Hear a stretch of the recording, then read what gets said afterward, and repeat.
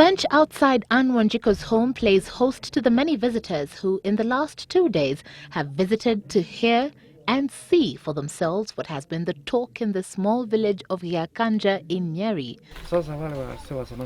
The mighty fall of the great Mugumo tree. Si tulisikia kama hiyo magurume ilikuwa inafagaba boom.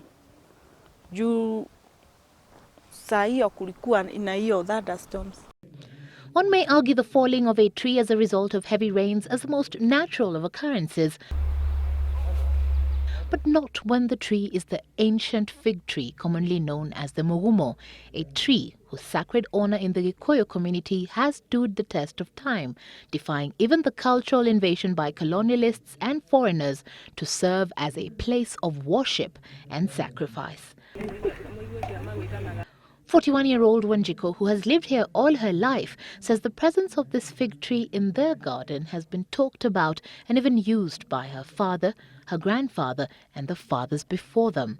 It's falling for a tree whose dating is estimated at 200 years, one she says has not been taken lightly.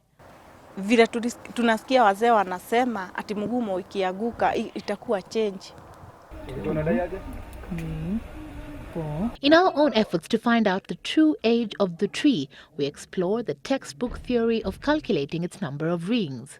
109, 110, 111, 112.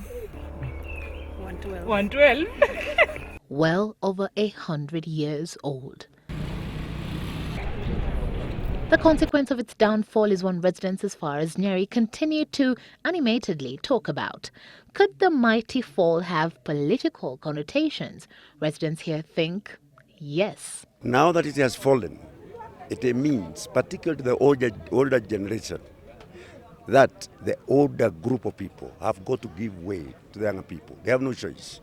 There will be an itueka in the generation, in the leadership, between maybe the older generation and the newer generation. Imepita kitabu, imepitwa na wakati saa hii. Sasa hatuwezi tukalilai na hizo those kind of things. It is a theory this old man, Samuel Wambugo, does not want to accept as quickly, but it is one he is not quick to dismiss either. And so, under the shade of a younger, different tree, he takes us through the history of previously fallen Mugumo trees. The most significant, the one he says fell in 1963, signifying the ouster of the colonialists. Na kama vile ya zamani za kale ile ilikuwa mdhemu ya Thika wakati wa vita ya Maumau, walitabiri wakasema wakati hiyo mti itakapoanguka wazungu wataondoka hapa, na ilipoanguka wazungu waliondoka. So we ask for his interpretation of this recent occurrence. Na utabiri utaweza eleza ni Mungu anataraja ni nani anaondoa na nani amekuja kuchukuliwa na hiyo.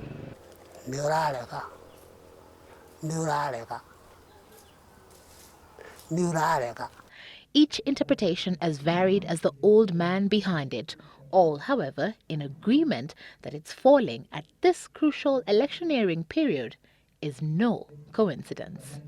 Does the mighty fall by the great Mugumo tree signify a change of guard or even the end of a dynasty? Or are we simply just creating a big fuss over nothing? Well, the jury will be out a long time on that one, and the conversation that is politics is one that will continue to dominate all aspects of our lives well until the 4th of March. But one thing that is certain is that it is only those polls that will give a clear indication on what is the truth. Evelyn Wambui, Citizen TV, Yakanja, Nyeri.